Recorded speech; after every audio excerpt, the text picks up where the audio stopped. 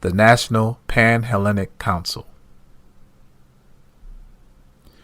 First, let's break down another name BGLOs go by, the Pan-Hellenic Council. This name dates back to the Hellenic Republic, or the modern Greek state, also called the Hellenic period, known by historians as the Bronze Age, dated 2800 to 1100 BC.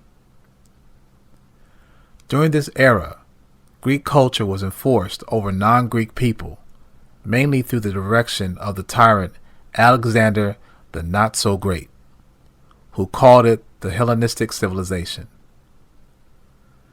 What's interesting is geographically, Greece sits between Italy and Turkey. If you read my series, Is Whitey Human or Mutant?, you'll recall the island of Palin or Patmos in the Aegean Sea sits above the Mediterranean Sea between Greece and Turkey. This is the area Urugu is believed to have originated.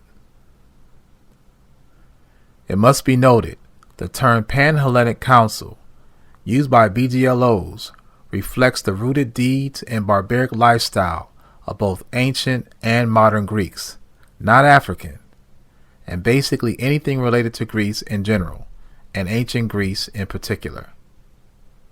So when we wonder how this loyal admiration trickled down to the BGLOs, we find the Boulé as the culprit. When we look at the Boulé's logo and focus on the tetragrammaton, we see 9 squares, 8 representing the first 4 black fraternities, Alpha Phi Alpha, Kappa Alpha Psi, Omega Psi Phi, and Phi Beta Sigma, and the first 4 black sororities, Alpha Kappa Alpha, Delta Sigma Theta, Zeta Phi Beta, and Sigma Gamma Rho. The 9th and center square being the father of BGLOs, the Boulé. It is here we find all originated from the concept of the Boulé's founders, men who not only idolized the monstrous acts of Alexander and the cryptic Freemasons, but the diabolical global white supremacist plots of Skull and Bones against people of color, Africans in particular. Now that's some self-hate. Established May 10, 1930, at Howard University, the National Pan-Hellenic Council was originally founded with just Kappa Alpha Psi and Omega Psi Phi fraternities, and Alpha Kappa Alpha, Delta Sigma Theta, and Zeta Phi Beta sororities. In 1931, Alpha Phi Alpha and Phi Beta Sigma fraternities joined. Sigma Gamma Rho joined in 1937. Today, they are a group of 5 fraternity and 4 sorority BGLOs, later referred to as the Divine Nine, after the addition of fraternity Iota Phi Theta, founded in 1963 at Morgan State University in Baltimore, Maryland, joined in 1997. Throughout this book, I will reveal a plethora of examples of how BGLOs carry the preferred traditional lies of Greece over Kemet. But this right here should be the straw that breaks the camel's back. The mission of the National Pan-Hellenic Council is defined as, quote, devotion to or imitation of ancient Greek thought, customs, or styles, end quote. In other words, blatantly put, not African, because the Greeks invaded Kemet.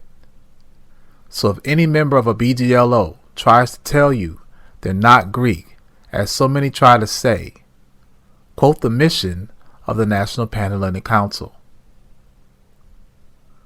What is the root of Hellenism?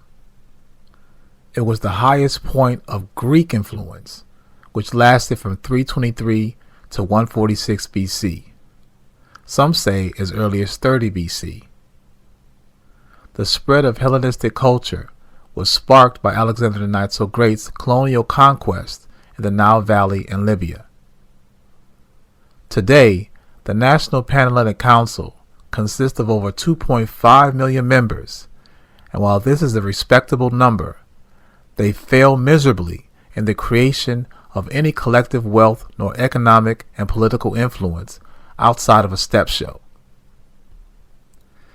You would think at least 1% should have been able to produce at least 25,000 businesses by now. Instead, this talented tenth have done nothing but give its talent to the white corporate structure building their empires for over a century. Well done. Let's for a moment ask ourselves, in a world where white folk have a history of infiltrating any organization who seek independence, how is it so tens of millions of Poatas have taken sworn oaths to Greek letters for over 100 plus years, and there's yet to be any movement toward entrepreneurial independence unless there was never an intent for independence in the first place? Again, this is what the talented 10th notion was supposed to be. What Du Bois professed to as the brightest our race had to offer. Some have said, to me, this was probably the best they could do back then, and were most likely naive to Urugu's larger plan of integrating mental enslavement through coercing educated Africans to identify themselves as anything but African, of which could be possible until you factor this. I can understand how the newly emancipated African thought partaking in the formation of these first-generation organizations could give them the liberties Urugu had. But once Marcus Garvey came on the scene in Harlem, New York in 1916, it was evident how Du Bois and folks like him felt. The complete and polar opposite of Garvey's ideology of Africans doing for ourselves by ourselves. And this is fact. We must realize back then, and even today, the U.S. government will only allow a collaboration of millions as long as they are emulating the values of their captors, or acting like inactive activists at marches.